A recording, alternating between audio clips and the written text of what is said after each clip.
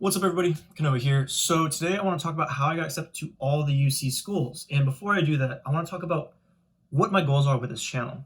So my overall goal is I want to make sure school is not stressful for you guys, the viewer, whoever's watching. Now, I know it's not very realistic simply because college is a very stressful environment. For me, it was really anxiety inducing simply because I didn't know what I was working towards as a first generation student. And so having gone through it all, I believe that with enough grit, guidance, and support, anybody could achieve their educational goals, and I want to help be a part of it. I want to be a resource to whoever's struggling with it, and so if it means answering texts at 2 a.m., sign me up. So if you want to help me accomplish this, I need you guys to like the video because it pushes the YouTube algorithm and it helps with my organic following. With all that being said, let's get started.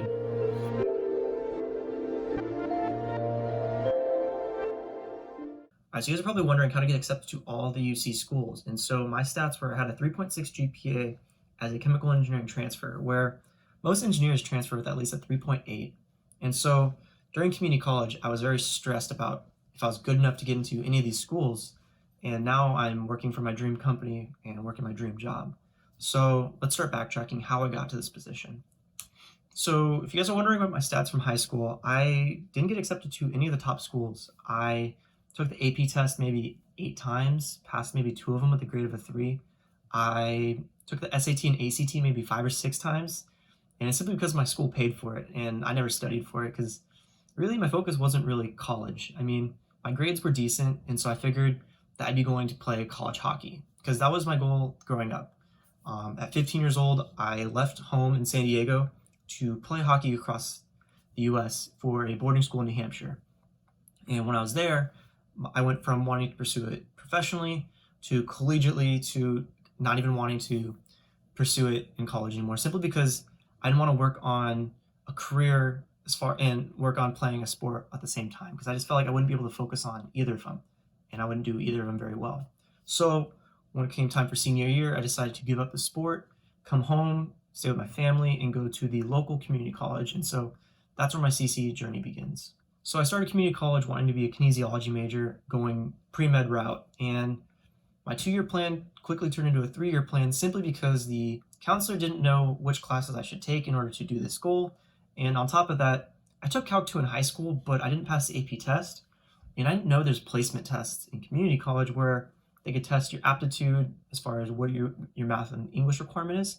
And I already pushed a video talking about this whole planning for community college process. So if you guys are interested, I'll link it below. So let's just say I had some resentment built up from day one, and my first year of community college was okay. I had like a 3.5 GPA, basically retaking the same classes from high school, and my only focus in college at this point was social life and making money. And something that still stings me to this day is I had a C in my communications class, which was just a GE class, and I got a C in it simply because I got an F on one of my papers because I turned it in late, so I already docked at 50%, and I turned it in late simply because I was playing Call of Duty.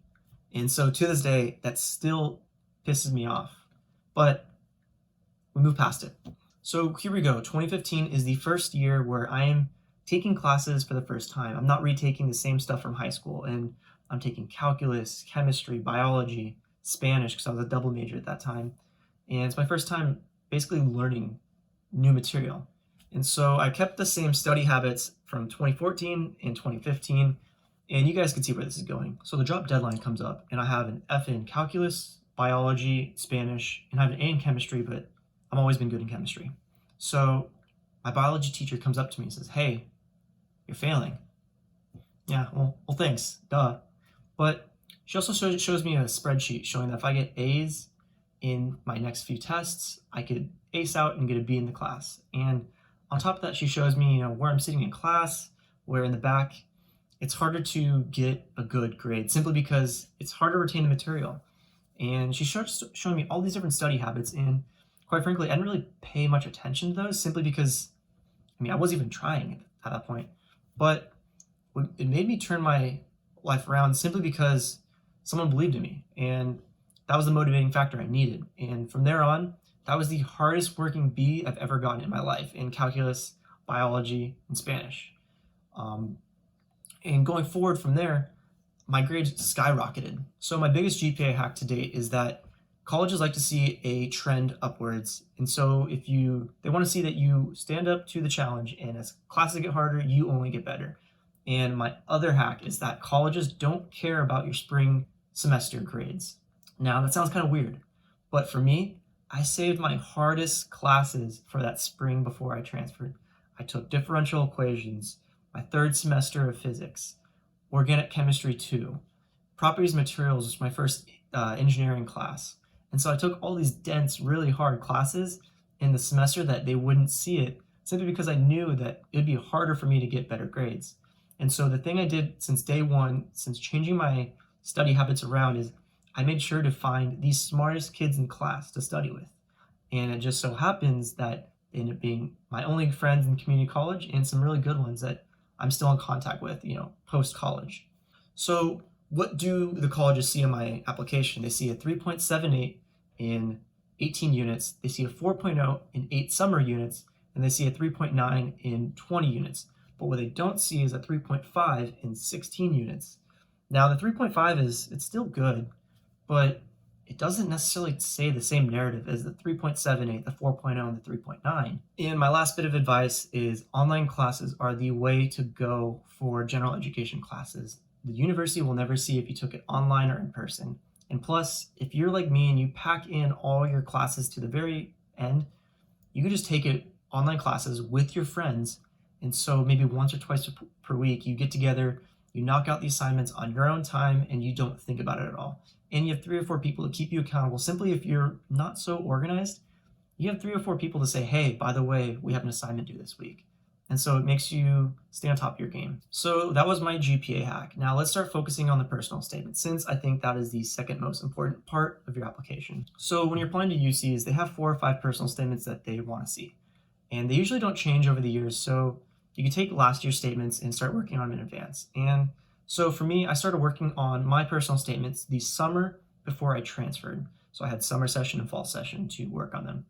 And every community college has a writing center where they help you with English tutoring or help you write your essays, and it's free. And so I took advantage of this. So shout out to Wendy at San Diego Mesa Community College, because my essays were absolute garbage until I started working with her, where she basically took our conversations that we had with each other and put it into literature. And I don't think I would have got accepted to any of the UCs if it wasn't for her. So take advantage of the opportunity. So with these personal statements, they want to know exactly 3 or 4 qualities. If you got poor grades like me, why? If you're applying for a certain industry, how much do you actually know about the industry? Or is mom or dad just pushing you to get that degree?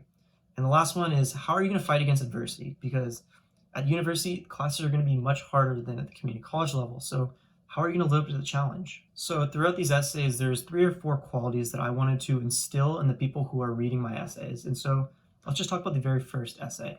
And that is, how have I prepared for my intended major? So for me, I did research in community college. And with this research, it kind of instills in the back of their mind that you're thinking about graduate school, because research is the foundation for graduate programs. And they like this simply because if you do go to a graduate school and you get that Nobel Prize, you're going to make their university look very good. They'll be super proud of you.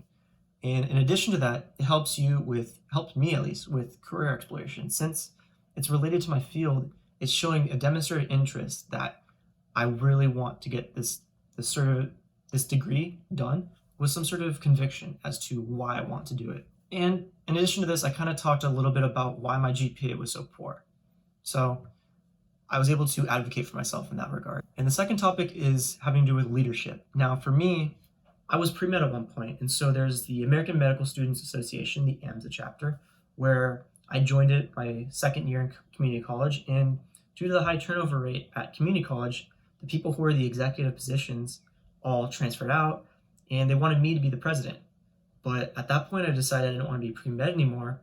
And so I thought, it'd be a good opportunity for me to have leadership experience to put on my college application. And so my overall goal with this club was to show people that if they have the same exposure to working in hospitals and volunteering that I did, and they still want to be a doctor, then they are going to be a great doctor. But if they don't want to be pre-med like me, then they're not alone. And so that was my overall goal with this club, and that was my leadership experience that I had and I brought to the table, and that's what I wrote about in this section. So the third topic talks about any sort of significant challenges faced and how did I overcome them. And so it's a very good opportunity with this for me to explain my GPA. Why was my GPA so low? How did I bring it up? I could talk about resiliency. And then with my application, I tied in parallels to being an athlete and how you train as an athlete comparing to how you prepare as a scholar. And so that's how I attacked this third topic.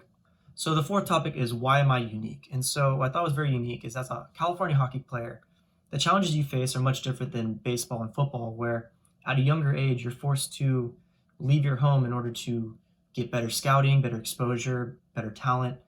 And so I thought that was a very difficult challenge I had to overcome personally.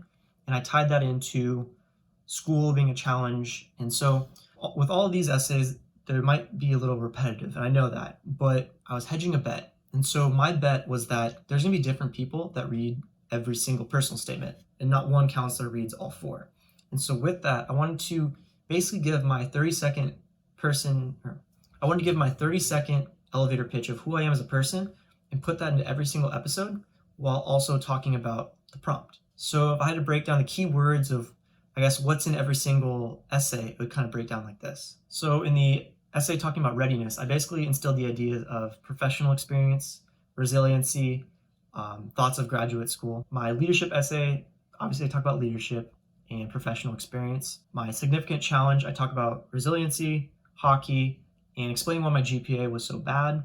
And my uniqueness story, I talk about hockey and resilience.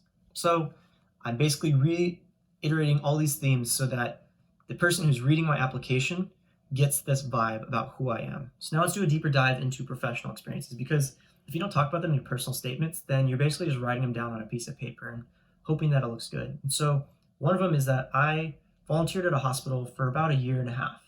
Now, volunteering looks good in any capacity, any sort of community service. But in addition to that, it was also professional experience where I got to learn what it's like working in a hospital and learning all the codes, the medical abbreviations, and all of that. And so it was useful experience. In addition to that, I also worked in a laboratory setting. So I also did research in my community college. And so if you do research in any capacity, it looks good, especially when applying to research institutions like UCLA, UC Berkeley, UCSD, because you're speaking their language. These schools do a lot of research, and if you're doing it at the community college level, you're telling them that you want to continue it at the university level, which even if you don't, I mean, you don't have to, but it's better than doing this way than just writing on your application how you want to do research and you just conjure this idea out of your mind. So for me, it's kind of like putting words into action. So the last one is scholars groups. So I was a part of Bridge to Baccalaureate, which sponsors underrepresented groups in STEM to pursue their STEM pursuits at the university level. And so there's other groups that do this. There's McNair's, Marks, Pi Theta Kappa. So basically, it's basically an organization that vouches for you, saying that he was a high achiever and that they're going to continue this trend once you get to university. And on top of all of this, I also worked in food industry. I worked from In-N-Out, then I worked as a server, bar back, and then eventually training as a bartender. And I don't just talk about how I know how to make mixed drinks or about the beer and wine industry, but I go into how it taught me how to be social outside of a school setting, because I thought it made me more of a well-rounded candidate. But I don't know how much this one helped me, but it made my uniqueness factor go up. So there you have it. I got accepted to all the UCs with subpar grades and pretty good extracurriculars. And so if you're going through community college, I'd say don't second guess yourself, because I literally applied to Berkeley because I had a free application. So that being said, thank you guys for watching. If you guys have any questions, drop a comment below. But other than that, thanks guys.